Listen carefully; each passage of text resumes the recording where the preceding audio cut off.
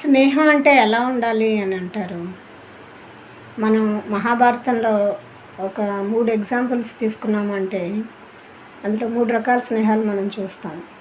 ఒకటి కృష్ణుడు, కుచేలుడు, అలాగే కర్ణుడు, దుర్యోధనుడు, అలాగే కృష్ణుడు, ద్రౌపది.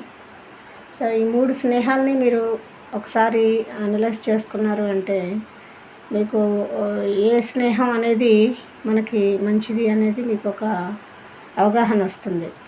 కుచేలుడు కృష్ణుడితో పాటు చదువుకునే రోజుల్లో మంచి స్నేహితుడు, కానీ తర్వాత అతను చాలా పేదరికంలో ఉంటాడు. అటువంటి వ్యక్తి ఒకసారి కృష్ణుడిని కలవడానికి వెళ్ళినప్పుడు, కృష్ణుడు అతడికి తన భార్యలందరి చేతను అతను కలిపి ఎంతో సేవ చేసి కుచేలుడిని తిరిగి ధనవంతుడిని చేస్తాడు. అలాగే మరొక స్నేహం కర్ణుడు, దుర్యోధనుడు. వాళ్ళు చేసేటటువంటి పని ఏదైనా కానీ ఇద్దరిది కూడాను ఒకే మాట మీద అంటూ ఉంటారు. దుర్యోధనుడు చెడ్డవాడు, పాండవులకు అన్యాయం చేస్తున్నాడు అని కర్ణుడికి తెలిసినా కూడా ఆ స్నేహ ధర్మాన్ని వదులుకోలేక అతను దుర్యోధనుడితోనే ఉంటాడు కర్ణుడు. అది కష్టాలు కూడాను అదే విధంగా ఆయనకు వస్తాయి.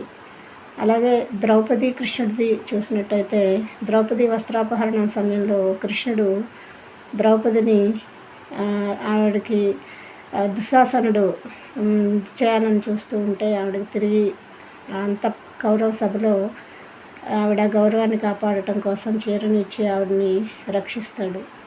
సో, ఈ విధంగా మనకి స్నేహాలు రకరకాలుగా ఉంటాయి. మన లైఫ్లో కూడాను చూసాము అంటే, కొద్ది స్నేహాలు మనకి మంచి చేస్తాయి, కొద్ది స్నేహాలు మనకి చెడు చేస్తాయి.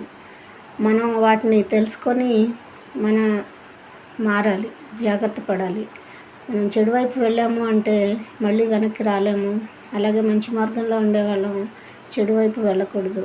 సో, అందువల్ల మనం ఎప్పుడు కూడా స్నేహితుల విషయంలో చాలా జాగ్రత్తగా ఉండాలి. మనం మంచి స్నేహితులు అనిపించుకోవాలి. మనతో ఉండేవాళ్ళు కూడా మంచి స్నేహితులై ఉండాలి.